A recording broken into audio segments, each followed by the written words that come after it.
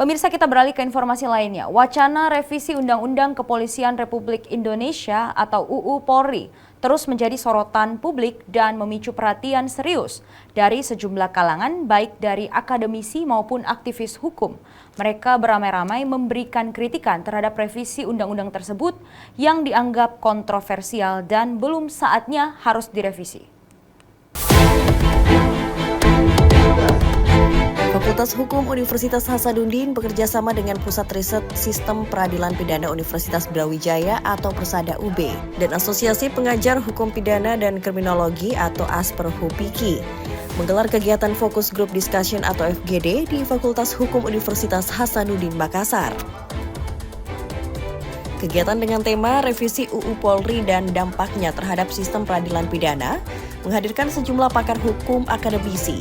Mereka menilai bahwa UU Polri belum saatnya untuk direvisi dan tidak perlu terburu-buru. Pasalnya banyak yang dibahas tapi belum diatur dalam KUHP. Namun di sisi lain memang penguatan kepolisian melalui revisi Undang-Undang Polri perlu dilakukan sehingga ada UU Polri yang baru tapi dalam konteks satu kerangka untuk memperkuat akuntabilitas, pengawasan bukan urusan eksternal. Menurut Ketua Umum ASPER-HUPIKI Dr. Fahrizal Afandi, ada banyak pasal-pasal yang problematis bahkan mengancam pemberantasan korupsi. Salah satunya pasal 16 akan menjadi kemunduran dari pemberantasan korupsi. Pengangkatan penyidik KPK dan penyidik jaksa harus mendapatkan rekomendasi dari Polri. Ini juga akan melemahkan pemberantasan korupsi. Revisi Undang-Undang Polri ini harus ditunda karena 3 bulan tidak mungkin cukup untuk membahas pasal-pasal yang problematik. Kalau dalam kondisi hari ini, tentu revisi Undang-Undang Polri ini harus ditunda, ya. Karena kenapa? Karena 3 bulan tidak mungkin cukup membahas pasal-pasal yang problematik itu. Apalagi banyak kewenangan-kewenangan yang diberikan. Tapi kalau kita baca di revisi Undang-Undang Polri itu, penguatan pengawasan itu hampir tidak diatur.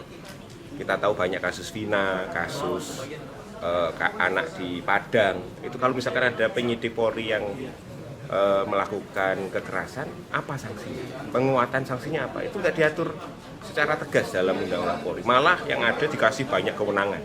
Ya, memang yang menjadi masalah utama kan ada banyak aturan soal hukum acara pidana yang itu sebenarnya lebih pas diatur dalam KUHP atau Kitab Undang-Undang Hukum Acara Pidana atau aturan lain yang itu menjadi landasan dalam penegakan hukum pidana. Nah, sayangnya dalam RUU Polri ini juga mengatur materi substansi tersebut gitu, sehingga itu nggak tepat kalau diatur dalam RUU Polri. Nah, sayangnya walaupun di sisi lain memang penguatan kepolisian melalui revisi UU Polri itu juga perlu dilakukan gitu.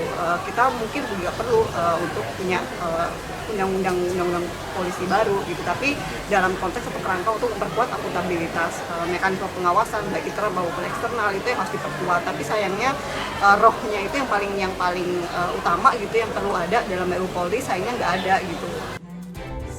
Profesor Hamzah berharap FGD ini dapat memberikan sumbangan pemikiran yang konstruktif dan sesuai dengan hukum acara sehingga menghasilkan aturan hukum yang ideal sebagai pedoman kepolisian yang lebih melindungi, mengayomi, melayani masyarakat serta menegakkan hukum.